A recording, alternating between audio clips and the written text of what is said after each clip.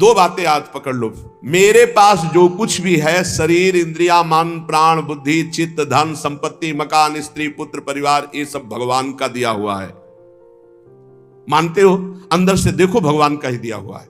ये भगवान की दी हुई वस्तु मैं भगवान को समर्पित करता हूं। तो दीयम वस्तु गोविंदम तुभ्यमेव समर्पयामि। हे भगवान, आपके द्वारा दी हुई सब कुछ, नाथ सकल संपदा तुम्हारी, नाथ सकल संपदा तुम्हारी, और मैं सेवक समेत सुत नारी।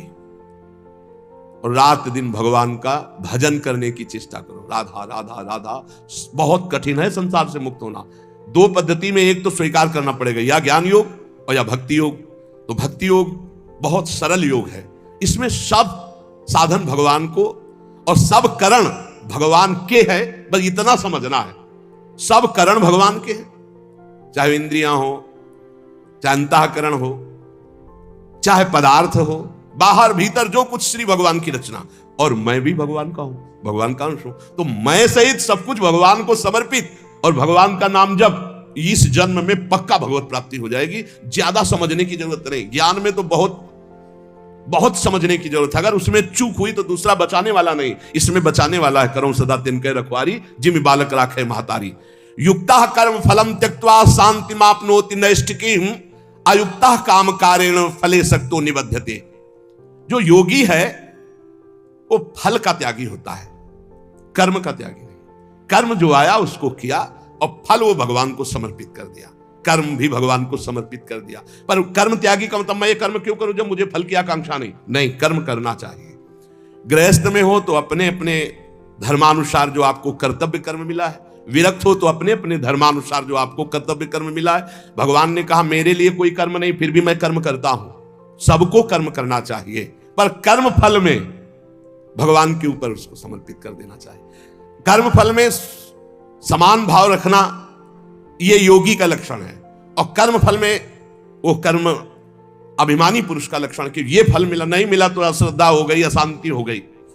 लेकिन जो योगी है वो सुख दुखे समय कृत्वा लाभा लाभो जयते, चाहे हानि हो, चाहे लाभ हो, चाहे जय हो, चाहे पराजय हो, चाहे सुख हो, चाहे दुख हो, उसमें समान भाव रखता। क्यों? कर्म फल की आशा ही नहीं की, हमें तो केवल कर्म करने का आदेश था। उसको कर्म किया, शास्त्र सम्मत, फल तो भगवान को समर्पित है। कर्म करना और कर्म फल की त्याग वृत्ति रखना, तो तत्काल शांति प्राप्त होना शुरू हो जाएगी। देखो कितना आनंद है। हम कर्म फल चाहते ही नहीं, हमें करना है, हमें भजन करना है, हमें साधन करना है, हमें अपने अपने जो कर्म है वो करने, वो फल की तरफ भगवान देखे। जोई जोई प्यारो करे सोई मोई भावे, अभी शांति। युक्ता कर्म फलम त्यक्त्वा शांति मापनोति नैष्ठिकीम। जितना जलन, जितनी अशांति फल को लेकर के है, कर्म को लेकर सावधानी नहीं है, फल को लेकर है। फल में बोले अब हमें भगवान से श्रद्धा हो गई तो तुम्हारा ही पतन होगा, भगवान का थोड़ी वहां कुछ होना, तुम्हारा ही पतन होना है। सकाम मनुष्य कामना के कारण फल में आसक्ति हो जाती है, इसलिए वो बंधता है, जलता है, दुर्गति को प्राप्त होता है। देखो, संचित कर्मों के अनुसार प्रारब्ध बनता है, और प्रारब्ध के अनुसार मनुष्य का जन्म होता है। और मनुष्य जन्म में जो नए कर्म होते हैं, नए कर्म संस्कार बनते हैं, वो तुरंत उठकर संचित में चले जाते हैं। भोगना तो प्रारब्ध ही पड़ता है, शुभ और अशुभ। कर्म फल की आसक्ति त्याग कर दो तो संचित भी भस्म हो जाएंगे, और नए कर्म संचित में जाके जमा नहीं होंगे, और प्रारब्ध भोगकर भगवत प्राप्ति हो जाएगी। प्रारब्ध भोगना पड़ेगा, ये कमर कस लो। ये जो तुम्हें कह रहे हैं कि हम नष्ट कर सकते हैं छूछा से, भगवान बोल रहे हैं, जगत गुरु बोल रहे हैं, हम नहीं बोल रहे हैं। प्रारब्ध भोगना पड़ेगा, अवश्य में भोक्तव्यम कृतम कर्म शुभाशुभम। भूल भुलैया में मत फंसो। तुक्का जम जाता है कभी कभी। तुम्हारा प्रारब्ध अच्छा आ गया और तुम हमारे पास आए, तुम्हारा काम बन गया, बोले बाबा से काम बन गया। बाबा से काम नहीं बना, तुम्हारा प्रारब्ध काम बना दिया, तुम्हारा पुण्य काम कर गया।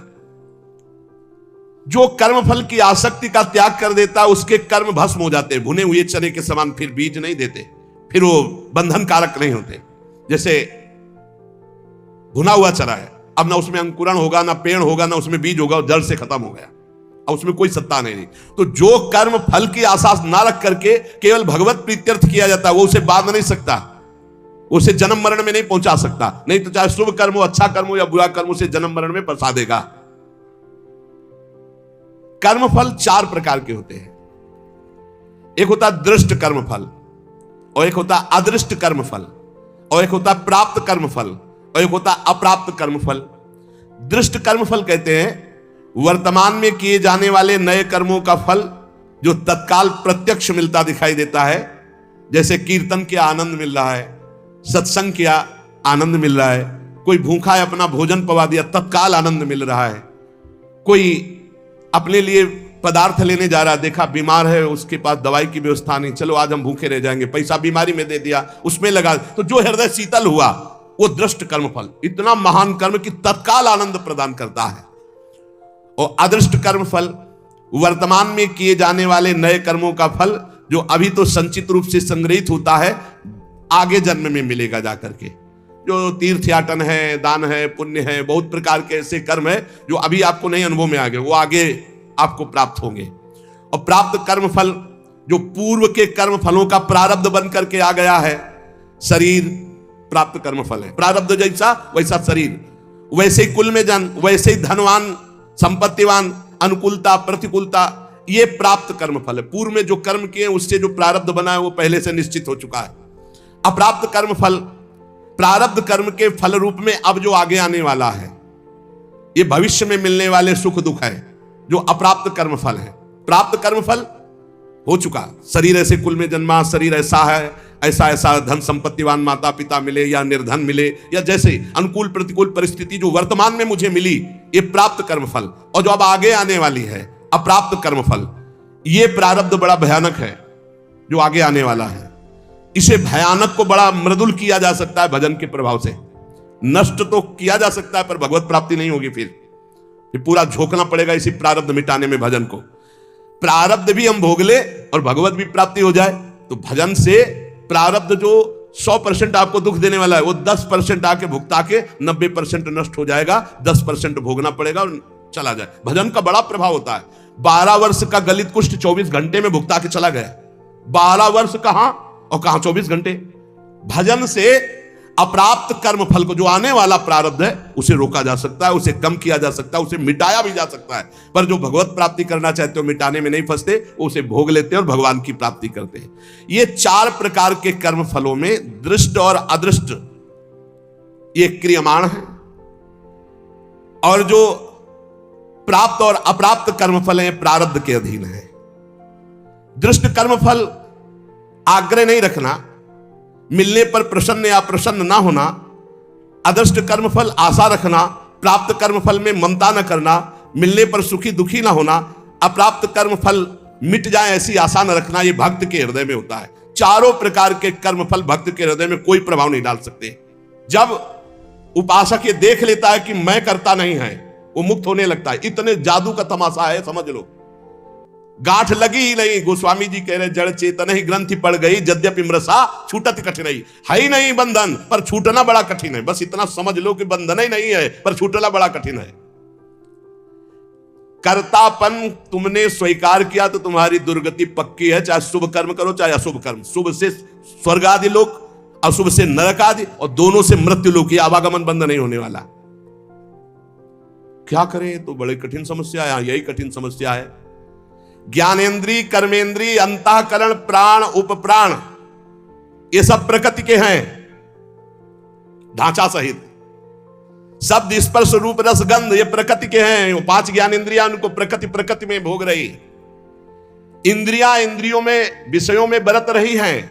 आप इनको देख रहे हैं, दृष्टा हैं, पर आप तन्मयता कर लेते, मैंने देखा, तो फिर उसका दंड भी तो भोग मिलेगा। क्या देखा और कैसे देखा।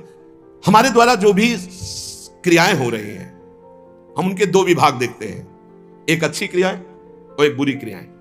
बिल्कुल सरल भाषा में आपको बता रहे हैं। जो अच्छी क्रियाएं हैं वो शास्त्र सम्मत है, जो बुरी क्रियाएं हैं वो शास्त्र विरुद्ध है। बुरी क्रियाओं को अशुभ कर्म कहते हैं, अच्छी क्रियाओं को शुभ कर्म कहते हैं। शुभ और अशुभ कर्म ये गुणों से प्रेरित होते हैं। सतोगुण तो शास्त्र सम्मत, रज और तम मिश्रित या तमोगुण या घोर रजोगुण, ये शास्त्र विरुद्ध आचरण कराएंगे।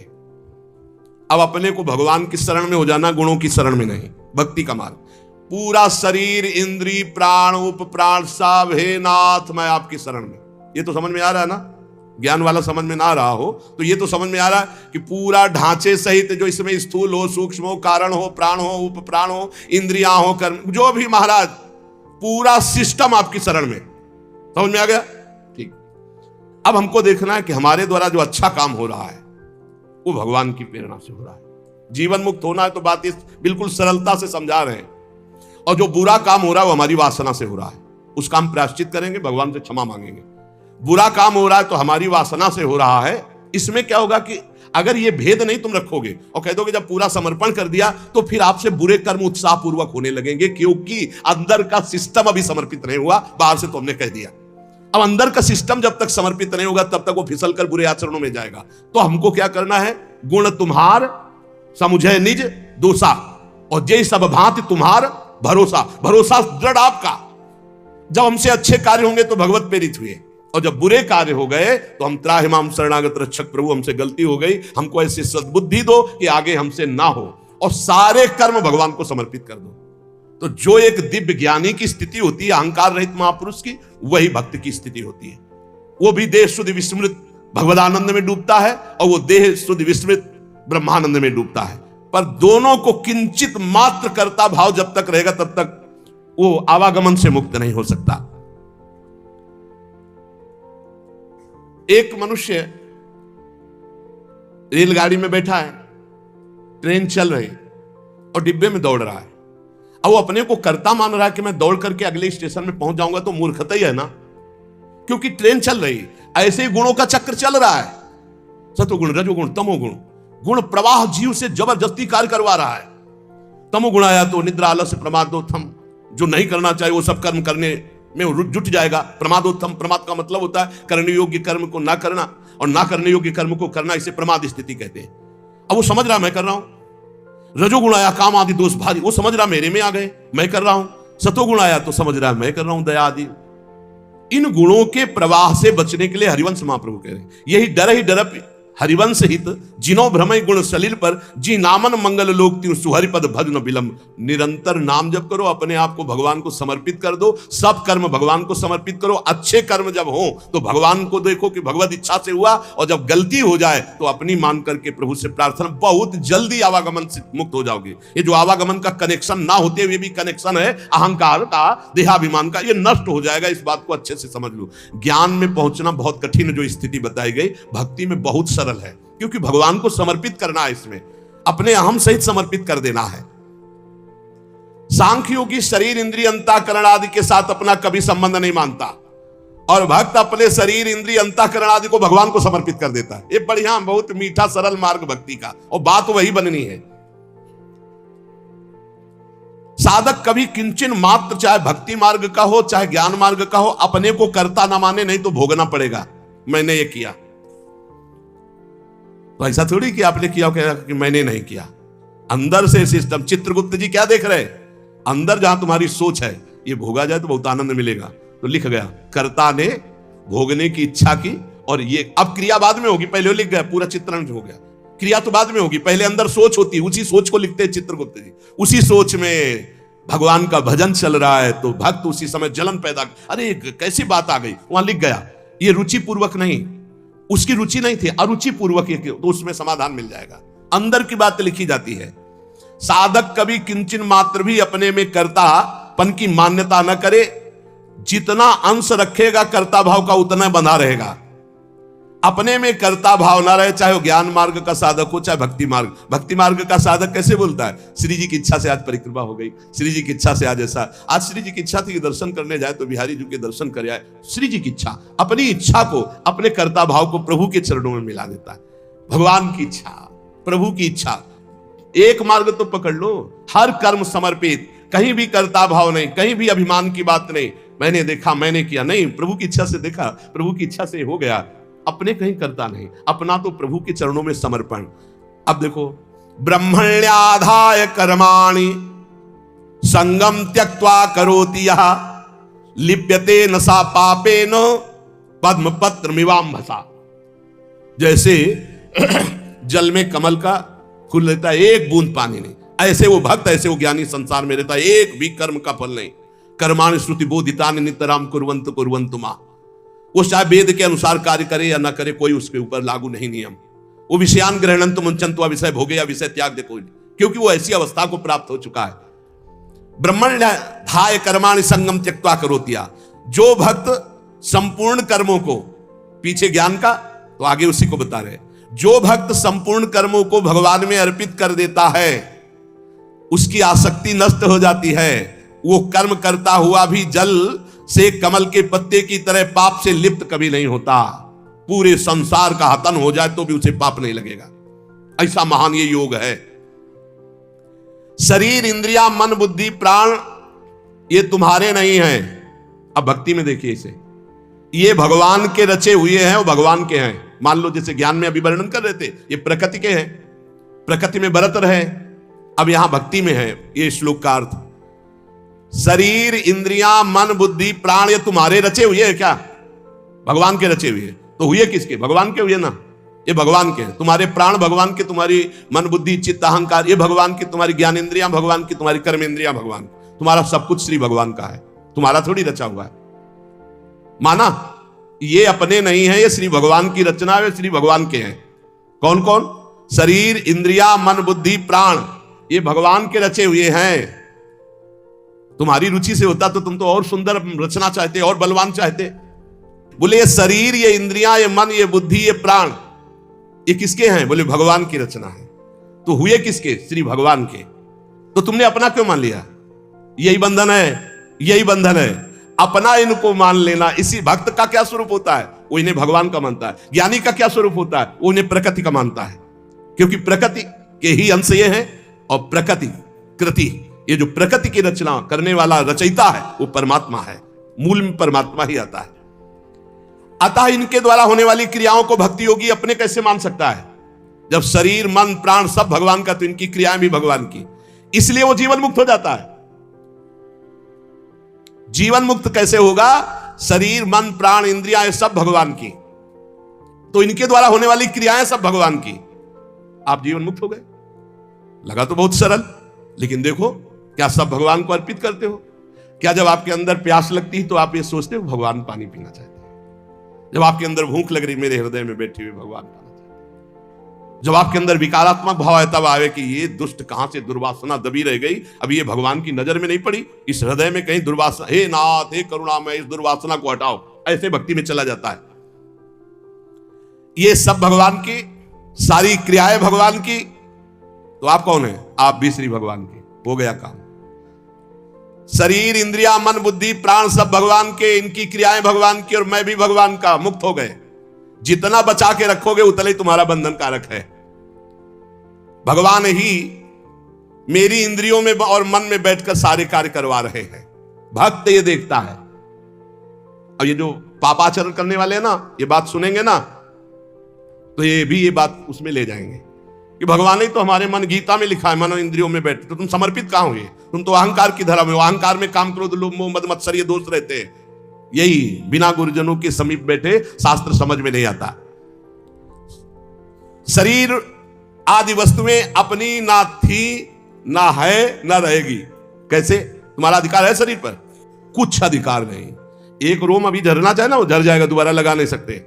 बेमतलब में अहंकार की हो, मैं ऐसा कर सकता हूं, मैं ऐसा।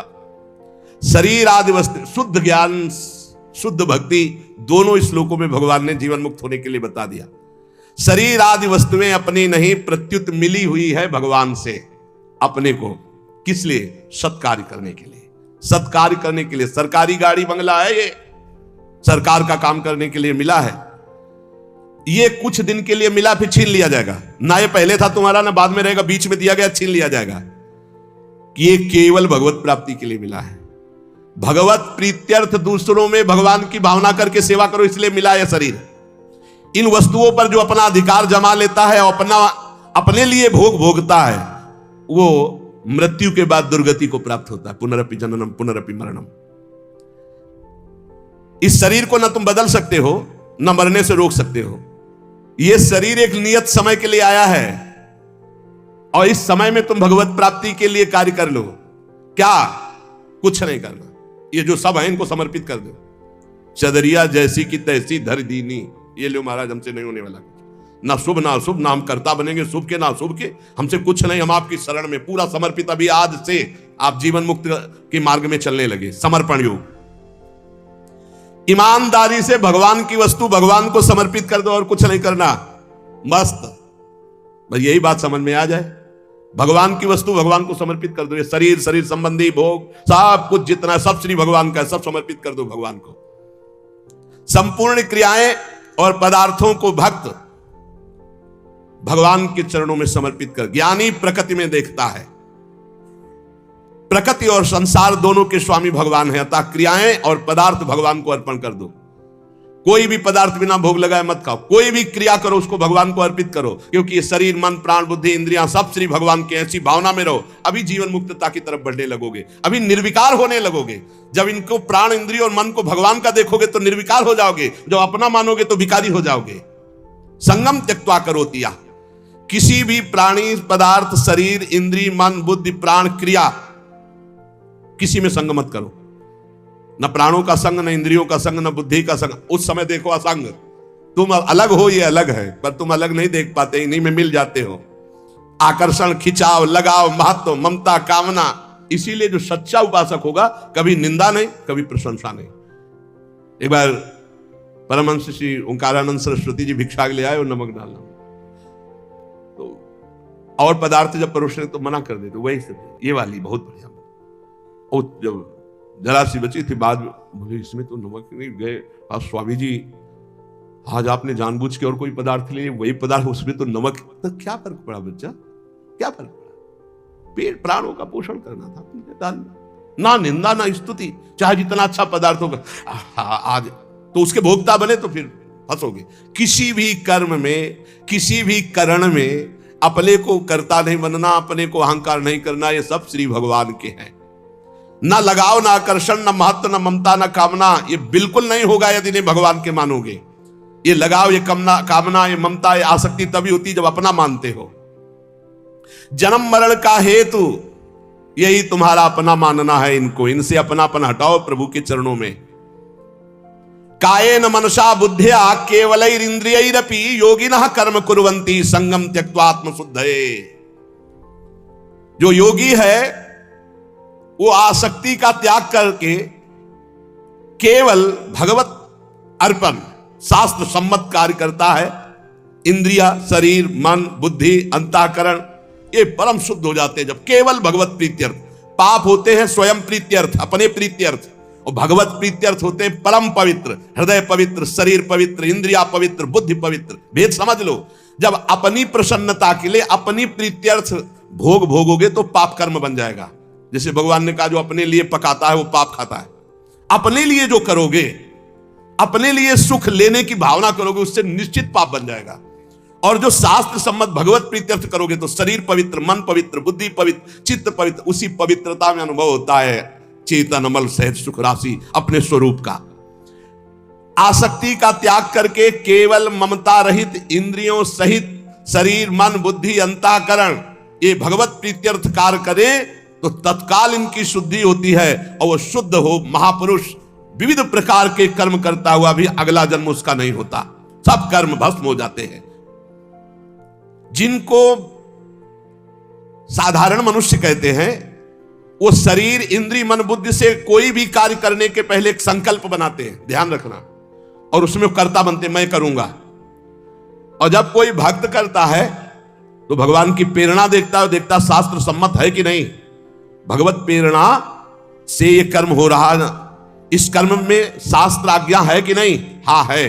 तो इंद्रिया, मन जो उसमें बर्ताव कर रहे हैं वो सब भगवान के है, प्रेरणा भगवान की, और कार्य का फल भी भगवान को समर्पित, वो जीवन मुक्त हो गया। आसक्ति का त्याग करना बड़ा कठिन है। शरीर आसक्ति, इंद्रियों में आसक्ति, मन में आसक्ति, बुद्धि में आसक्ति, चित्त में आसक्ति, इस आसक्ति का ही त्याग होता है सत्संग से। संगम त्यक्त्वा, ये जो संग त्याग, आसक्ति त्याग है, ये सत्संग से होता है। रोज धैर्य पूर्वक जैसे सत्संग सुन रहे हो तो इतना तो दिमाग में आ ही रहा है अब कि मैं शरीर नहीं हूं, मेरी इंद्रियां, बुद्धि, मन, प्राण ये सब भगवान की रचना है, और भगवान की रचना से जो भी हो रहा है वो भगवान की रचना प्रकृति में हो रहा है। मैं व्यर्थ में फंस रहा हूं, अहंकार करके, भोक्ता भाव करके। नहीं अनुभव में आ रहा पर सुनने में तो आ गया। पहली बार ही सुना हो तो ये शास्त्रीय शब्द अंदर जाएंगे, व्यर्थ नहीं रहेंगे। इसलिए उपासक को चाहिए कि भगवान की प्रसन्नता के लिए शास्त्र सम्मत कर्म करे, कर्म फल भगवान को समर्पित कर दे, निरंतर नाम जप करे तो इस कर्म की झंझटों से बचकर भगवत प्राप्ति हो जाएगी। नाम जप और भगवत समर्पण ये दो शास्त्रों में बहुत जोर की बात है। जो कुछ मेरे पास है मैं सहित भगवान को समर्पित, नाम जप, सब ठीक हो जाएगा, बुद्धि ठीक हो जाएगी, मन ठीक हो जाएगा, कर्म संस्कार मिट जाएंगे, भगवत प्राप्ति हो जाएगी। नाम संकीर्तनम यस्य सर्व पाप प्रणाशनम। खूब नाम जप करो और अपने आप को भगवान को समर्पित कर दो। शेष भगवान देख लेंगे, संभाल लेंगे।